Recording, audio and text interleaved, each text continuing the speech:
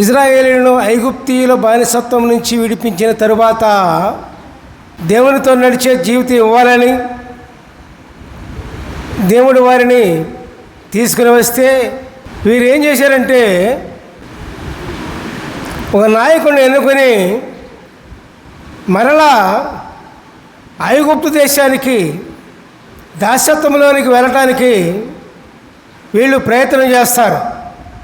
అయినా సరే దేవుడు మహా కనికరం గలవాడు కాబట్టి నెహెమ్యా అనే భక్తుడు వివరిస్తున్నాడు దేవుని యొక్క గుణాన్ని, దేవుని యొక్క తత్వాన్ని.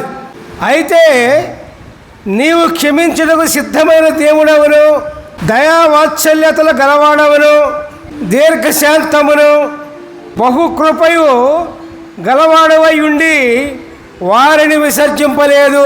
హల్లెలూయా, ప్రైజ్ ది లార్డ్.